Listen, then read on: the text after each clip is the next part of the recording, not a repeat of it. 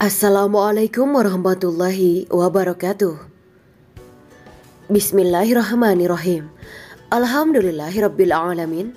Wa bihi nasta'inu ala umuri dunya waddin. Allahumma shalli wa sallim wa barik ala sayyidina wa maulana Muhammad. Orang yang beruntung menerima buku catatan amal pada hari kiamat.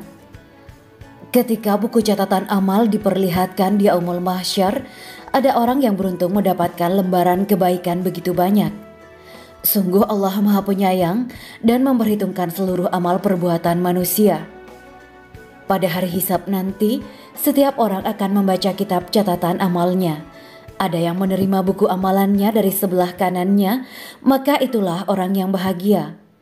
Adapun orang-orang kafir dan munafik akan menerima buku amalannya dari sebelah kirinya. Dikisahkan, ada orang yang mendapat catatan amal kebaikan begitu banyak pada hari kiamat. Orang itu bertanya keheranan, "Dari mana catatan kebaikan sebanyak ini?" Berikut kisahnya diketengahkan Syekh Muhammad bin Abu Bakar Ushfuri dalam kitabnya Al-Mawaiz Al-Ushfuriyah.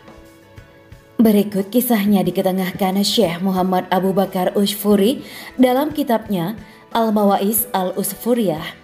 Beliau menukil satu riwayat dari Ikrimah radhiyallahu anhu bahwa Rasulullah shallallahu alaihi wasallam bersabda, "Ketika hari kiamat telah terjadi, maka Allah memisahkan seorang hamba dari yang lainnya. Kemudian Allah memberinya catatan kebaikan-kebaikannya. Si hamba itu pun membacanya. Kemudian Allah berkata, 'Apa yang sedang kamu lihat?' 'Aku sedang melihat kebaikan-kebaikan yang banyak,' jawab si hamba.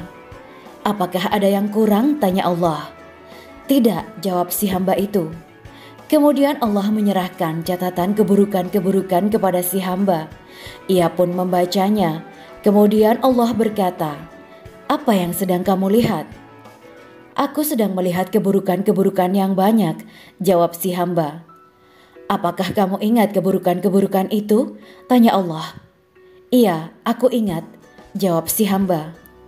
'Apakah ada catatan keburukan yang ditambahkan?' tanya Allah. 'Tidak,' jawab si hamba. Kemudian Allah menyerahkan selembar kertas kepada si hamba. Kemudian ia membacanya dan Allah berkata, 'Apa yang sedang kamu lihat?' 'Aku sedang melihat catatan kebaikan-kebaikan yang banyak,' jawab si hamba. 'Apakah kamu mengetahui catatan kebaikan-kebaikan itu?' tanya Allah. 'Tidak,' jawab si hamba. Allah berkata kepadanya, 'Catatan itu merupakan kebaikan-kebaikan dari orang-orang yang menganiayamu, menyakitimu, dan mengambil hartamu tanpa sepengetahuanmu.'" Kisah Ibrahim bin Adham. Berkaitan dengan hadis di atas, ada satu kisah hikmah dialami seorang ulama besar kelahiran Khurasan, Syekh Ibrahim bin Adham, 718 sampai 782 Masehi. Dulunya ia memiliki budak. Ketika Syekh Ibrahim bertobat dan kembali kepada Allah, ia pun memerdekakan semua budaknya. Pada suatu hari, seorang budak yang dimerdekakannya mabuk berat karena minum khamr.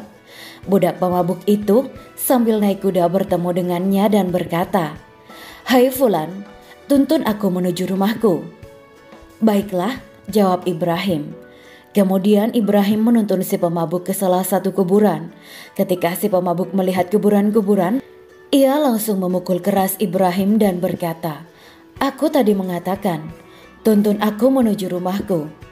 Mengapa kamu menuntunku ke kuburan? Hai orang ceroboh, hai orang yang sedikit akalnya, kuburan adalah rumah sebenarnya, sedangkan rumah-rumah lain adalah rumah yang tidak sebenarnya," jawab Ibrahim. Si pemabuk itu kembali memukul Syekh Ibrahim. Ia memukulnya dengan cambuk. "Semoga Allah mengampunimu," kata Ibrahim. Ketika keduanya dalam keadaan seperti itu, tiba-tiba seorang laki-laki berkata, "Hai Fulan, apa yang kamu lakukan? Kamu itu memukuli tuan yang telah memerdekakanmu," kata si laki-laki. Pemabuk itu tidak menyadari kalau yang ia pukul adalah Syekh Ibrahim bin Adham yang telah memerdekakannya. "Siapa orang ini?" tanya si pemabuk. Laki-laki itu menjawab, "Laki-laki ini adalah tuanmu yang memerdekakanmu, yaitu Ibrahim bin Adham." Ketika si pemabuk mengetahui kalau orang yang ia pukuli adalah Ibrahim bin Adham, ia pun langsung turun dari kudanya dan meminta maaf. "Aku terima maafmu, aku memaafkanmu," kata Ibrahim. Kemudian si pemabuk itu memukul Ibrahim lagi. Ia memukulnya dengan cambuk. "Semoga Allah mengampunimu," kata Ibrahim. Ketika si pemabuk memukuli Ibrahim, tiba-tiba seorang laki-laki lain datang dan berkata, "Hai Fulan, apa yang kamu lakukan? Kamu itu memukuli Tuhan yang telah memerdekakanmu," kata laki-laki itu. Pada saat itu, pemabuk tidak menyadari kalau yang ia pukul adalah Ibrahim bin Adham yang telah memerdekakannya. "Siapa orang ini?" kata si pemabuk. Laki-laki itu menjawab, "Laki-laki ini adalah tuanmu yang telah memerdekakanmu."